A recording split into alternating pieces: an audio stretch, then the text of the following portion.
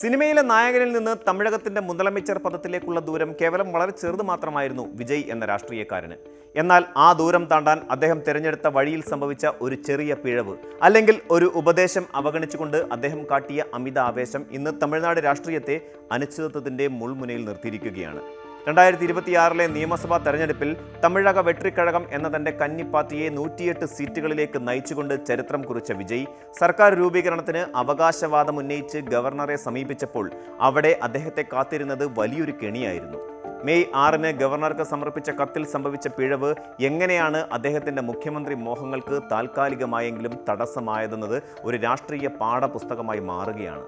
തമിഴ്നാട് നിയമസഭയിൽ ഭൂരിപക്ഷം തെളിയിക്കാൻ വേണ്ട മാന്ത്രിക സംഖ്യ 118 ആണ്. തെരഞ്ഞെടുപ്പ് ഫലം വന്നപ്പോൾ 108 സീറ്റുകൾ നേടി ഏറ്റവും വലിയ ഒറ്റക്കക്ഷിയായി TVK മാറി. ഈ സാഹചര്യത്തിൽ ഏതൊരു രാഷ്ട്രീയ തന്ത്രജ്ഞനും നൽകുന്ന ആദ്യ ഉപദേശം ഏറ്റവും വലിയ ഒറ്റക്കക്ഷി എന്ന നിലയിൽ സർക്കാർ രൂപീകരിക്കാൻ അവസരം ചോദിക്കുക എന്നതാകും. എന്നാൽ വിജയ് ചെയ്തത് മറ്റൊന്നായിരുന്നു. ഗവർണർ രാജേന്ദ്ര അർലേക്കറെ കാണാൻ പോകുമ്പോൾ തന്റെ പക്കൽ 108 TVK MLA-മാരുടെ ലിസ്റ്റ് മാത്രമല്ല ഉണ്ടായിരുന്നത്, മറിച്ച് കോൺഗ്രസ് MLA-മാരുടെ ഒപ്പുകൾ കൂടി ഉൾപ്പെടുത്തിയ ഒരു സംയുക്ത പട്ടികയായിരുന്നു. ഈ ഒരു നീക്കത്തിലൂടെ അദ്ദേഹം സ്വയം ഒരു സഖ്യകക്ഷി സർക്കാരിന്റെ വക്താവായി മാറുകയും ഗവർണർക്ക് കളിക്കാൻ പുതിയൊരു മൈതാനം ഒരുക്കി കൊടുക്കുകയും ചെയ്തു. വിജയുടെ ഈ നീക്കം എന്തുകൊണ്ട് ഒരു വലിയ അബദ്ധമായി എന്ന് പരിശോധിക്കുമ്പോൾ ഭരണഘടനാപരമായ ചില സൂക്ഷ്മതകൾ നമ്മൾ മനസ്സിലാക്കേണ്ടതുണ്ട്. ഏറ്റവും വലിയ ഒറ്റക്കക്ഷിയുടെ നേതാവ് എന്ന നിലയിൽ അവകാശവാദം ഉന്നയിച്ചിരുന്നുവെങ്കിൽ സഭയിൽ ഭൂരിപക്ഷം തെളിയിക്കാൻ ഗവർണർക്ക് അദ്ദേഹത്തിന് കുറഞ്ഞത് 2 ആഴ്ചയെങ്കിലും സമയം നൽകാമായിരുന്നു. എന്നാൽ സഖ്യകക്ഷി പട്ടികയുമായി ചെന്നതോടെ തനിക്ക് സ്വന്തമായി ഭൂരിപക്ഷമില്ലെന്നും മറ്റുള്ളവരുടെ പിന്തുണയുണ്ടെന്നും അദ്ദേഹം സമ്മതിക്കുകയായിരുന്നു.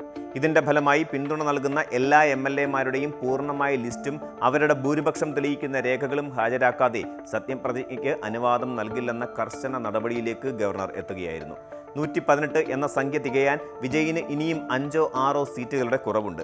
ഈ കുറവ് നികത്താൻ വേണ്ടിയുള്ള ഓട്ടത്തിനിടയിൽ ഗവർണർ വിജയിയെ 2 തവണ മടക്കി അയച്ചു എന്നത് TVK ക്യാമ്പിനെ വല്ലാതെ തളർത്തിയിട്ടുമുണ്ട്. ഈ പരാജയം ഒഴിവാക്കാൻ വിജയ്ക്ക് മുന്നിൽ കൃത്യമായ ഒരു ഉപദേശം ഉണ്ടായിരുന്നു എന്നതാണ് ഇതിൽ ഏറ്റവും സങ്കടകരമായ വശം. തമിഴ്നാട് രാഷ്ട്രീയത്തിലെ അതികായനും 9 തവണ MLA-യുമായ KA സെൻകോട്ടയ്യൻ ആയിരുന്നു ആ ഉപദേശകൻ. 2025 AIDMK വിട്ട് TVK-യിൽ ചേർന്ന സെങ്കോട്ടയ്യൻ വിജയിന്റെ ടീമിലെ ഏറ്റവും പരിചയസമ്പന്നനായ നേതാവാണ്. ഗവർണറെ കാണുമ്പോൾ 108 MLA-മാരുടെ ലിസ്റ്റ് മാത്രം നൽകി ആദ്യം TVK-യുടെ രാഷ്ട്രീയ ആധിപത്യം ഉറപ്പിക്കണമെന്നായിരുന്നു സെങ്കോട്ടയ്യന്റെ ഉപദേശം.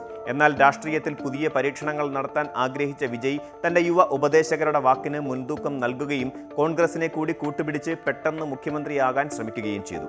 രാഷ്ട്രീയത്തിലെ അനുഭവ പരിചയമില്ലായ്മയും വൈകാരികമായ തീരുമാനങ്ങളും എങ്ങനെ ഒരു വലിയ വിജയത്തെ പ്രതിസന്ധിയിലാക്കും എന്നതിൻ്റെ ഏറ്റവും വലിയ ഉദാഹരണമായി ഈ സംഭവം അങ്ങനെ മാറി. നിലവിലെ സാഹചര്യത്തിൽ വിജയുടെ പക്കൽ 112 മുതൽ 113 വരെ MLA-മാരുടെ പിന്തുണയുണ്ടെന്നാണ് റിപ്പോർട്ടുകൾ സൂചിപ്പിക്കുന്നത്. അതായത് കേവലം 5-6 പേരുടെ കുറവ്. എന്നാൽ ഈ ചെറിയ വ്യത്യാസം പോലും ഗവർണറെ സംബന്ധിച്ചിടത്തോളം വലിയൊരു തടസ്സമാണ്. മതിയായ തെളിവുകളില്ലാതെ ഒരു പുതിയ സർക്കാരിനെ സത്യപ്രതിജ്ഞ ചെയ്യാൻ അനുവദിക്കില്ലെന്ന് അദ്ദേഹം വ്യക്തമാക്കി കഴിഞ്ഞു. ഈ അനിശ്ചിതത്വം നിലനിൽക്കുമ്പോൾ തന്നെ തമിഴ്നാട്ടിലെ പരമ്പരാഗത ശത്രുക്കളായ DMK-യും AIDMK-യും വിജയിയെ അധികാരത്തിൽ നിന്ന് മാറ്റി നിർത്താൻ വേണ്ടി അവിശുദ്ധമായ ഒരു സഖ്യത്തിന് തയ്യാറെടുക്കുന്നു എന്ന വാർത്തകളും പുറത്തു വരുന്നുണ്ട്. ദ്രാവിഡ രാഷ്ട്രീയത്തിന്റെ വൻമരങ്ങൾ ഒരു ചലച്ചിത്ര താരത്തിന് മുന്നിൽ വീഴാൻ തയ്യാറല്ല എന്ന സന്ദേശമാണ് അവർ നൽകാൻ ശ്രമിക്കുന്നത്. ഈ 2 പാർട്ടികളും കൈകോർത്താൽ വിജയ്ക്ക് ആവശ്യമായ 5 MLA-മാരെ കണ്ടെത്തുക എന്നത് അസാധ്യമായി മാറിയേക്കാം.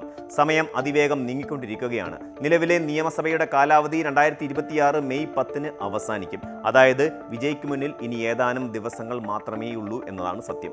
ഈ ചുരുങ്ങിയ സമയത്തിനുള്ളിൽ VCK അല്ലെങ്കിൽ ഇടതുപക്ഷ പാർട്ടികളെ കൂടെ നിർത്താൻ വിജയ്ക്ക് കഴിയുമോ എന്നതാണ് ഇപ്പോൾ രാഷ്ട്രീയ ലോകം ഉറ്റുനോക്കുന്നത്. തിരുമാവളവനെ പോലെയുള്ള മുതിർന്ന നേതാക്കളുടെ പിന്തുണ ലഭിക്കണമെങ്കിൽ വിജയ്ക്ക് വലിയ രാഷ്ട്രീയ വിട്ടുവീഴ്ചകൾ ചെയ്യേണ്ടി വരും. അധികാരം കയ്യിലില്ലാത്ത സാഹചര്യത്തിൽ ഇത്തരം വിട്ടുവീഴ്ചകൾ വിജയുടെ പാർട്ടിക്കുള്ളിലും അസ്വാരസ്യങ്ങൾ ഉണ്ടാക്കിയേക്കാം. തമിഴ്നാടിന്റെ രാഷ്ട്രീയ ഭാവിയെ സംബന്ധിച്ചിടത്തോളം ഈ 5 ദിവസങ്ങൾ ചരിത്രപരമായ പ്രാധാന്യമുള്ളവയാണ്.